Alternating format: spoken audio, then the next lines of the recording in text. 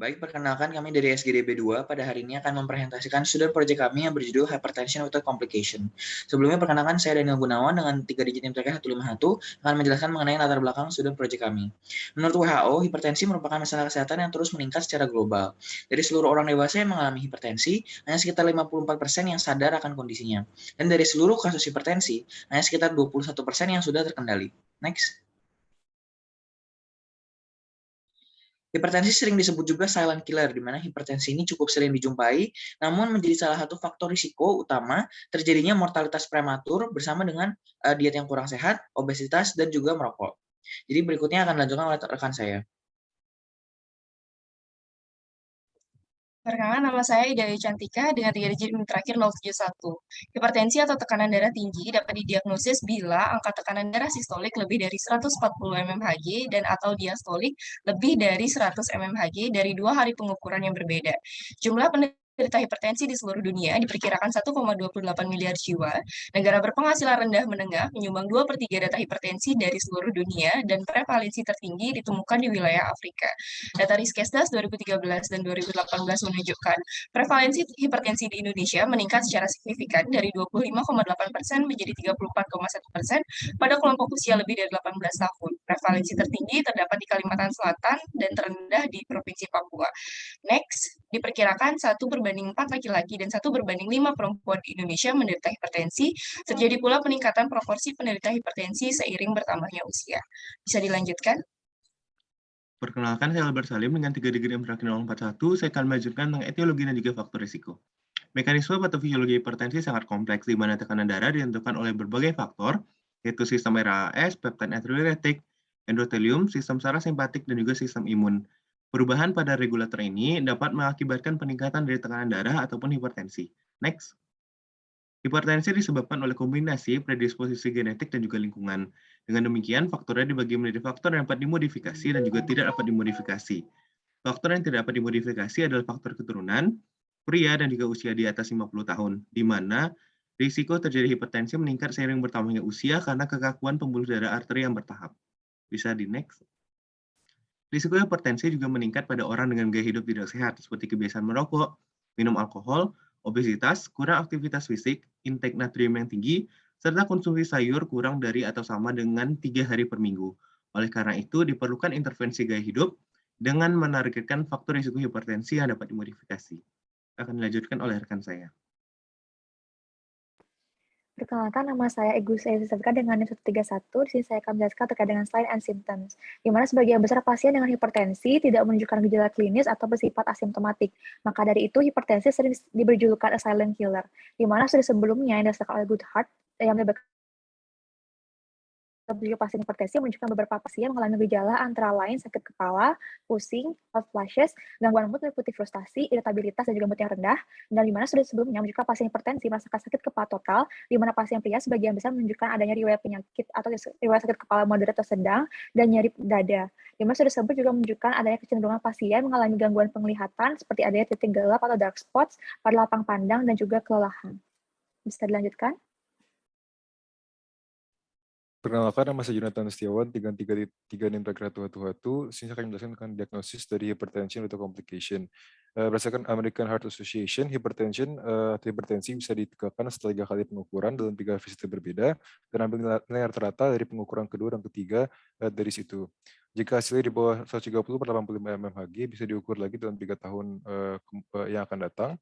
Jika hasil di atas jika hasilnya di atas atau sama dengan 130/85 mmHg harus dikonfirmasi dengan tekanan darah di rumah. Jika memang benar hasilnya di atas atau sama dengan 135 atau per 85 mmHg di rumah, maka dapat dilakukan diagnosis hipertensi.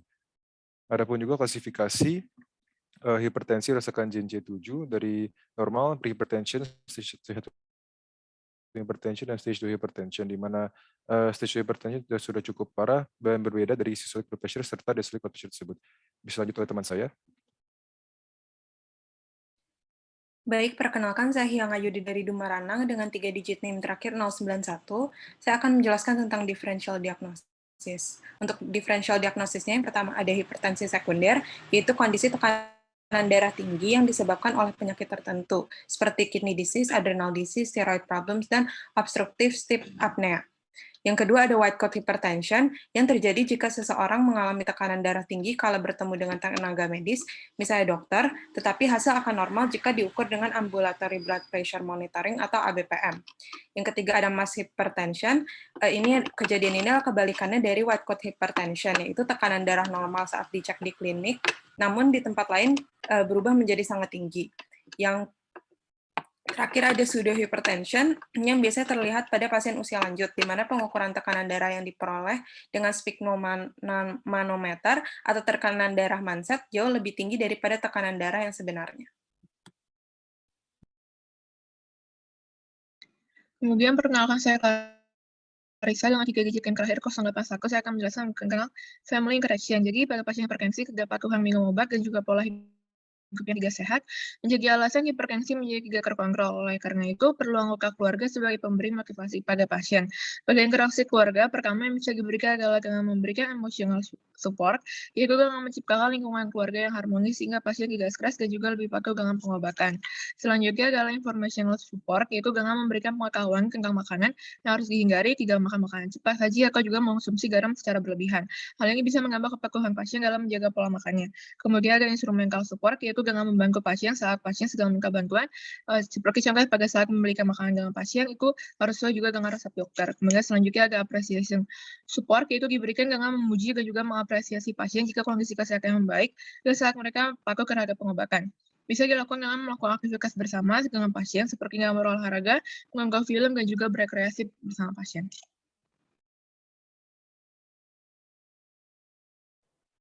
Baik, perkenalkan nama saya Arif Ramudila Pranata dengan 3 digit yang terakhir 220. Sini saya akan menjelaskan impact dari penyakit ini pada keluarga.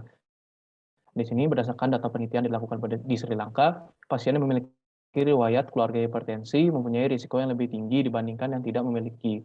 Kemudian pasien yang memiliki riwayat keluarga sebesar 29,3%, sedangkan yang tidak itu ada 24,4%. Selanjutnya, itu ada komplikasi yang lebih lanjut pada hipertensi bagi pasien serta keluarga memiliki chance lebih tinggi untuk mengembangkan penyakit seperti stroke dan gagal ginjal.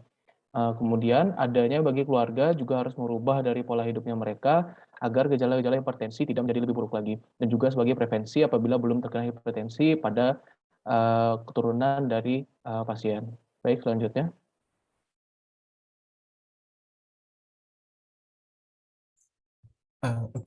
Sekarang saya akan melanjutkan untuk family medicine approach. Jadi di sini family medicine approach ini terdapat dari 3 bagian, ada yang patient center, community based, dan continuous care. Oke, selanjutnya. Oke, jadi comprehensive approach selanjutnya itu terdiri dari 2, ada non farmakologi terapi dan farmakologic terapi.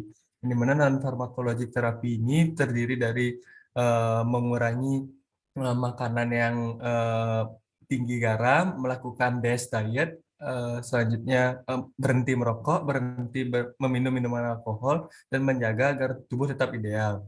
Selanjutnya farmakologic terapi ini menurunkan hypertension menggunakan obat-obatan yang sudah biasa digunakan untuk mentreatment hypertension, yang dimana terdiri dari diuretik, ACE inhibitor, beta blocker, direct renin inhibitor, calcium channel blocker, dan alpha blocker.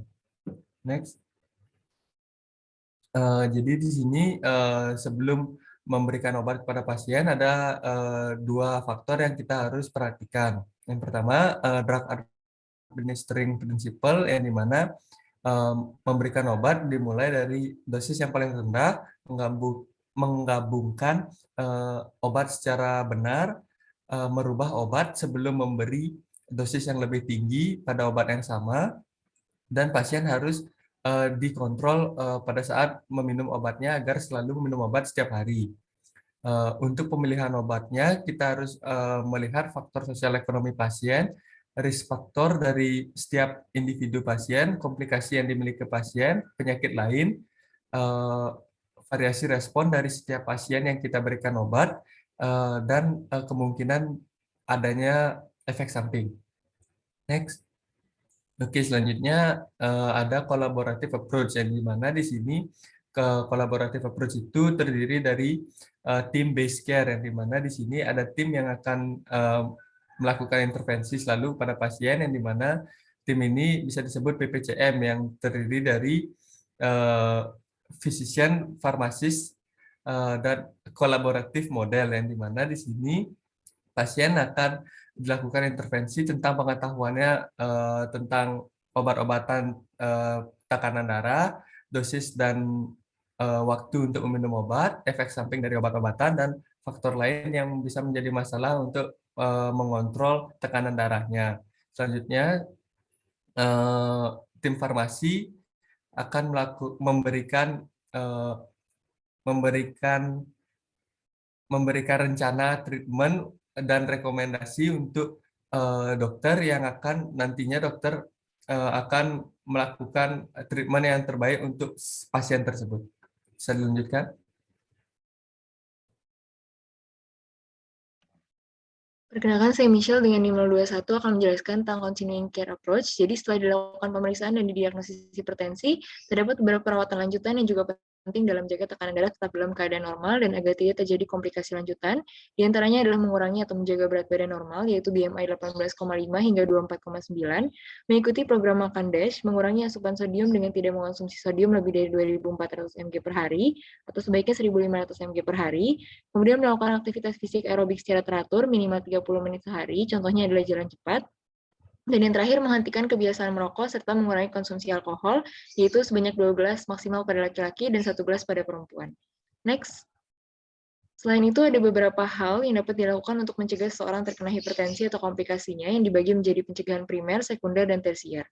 Di mana pencegahan primer untuk mencegah seseorang mengalami hipertensi dapat dilakukan dengan modifikasi gaya hidup, seperti yang telah disebutkan sebelumnya, yaitu mencakup pola makan dan juga aktivitas.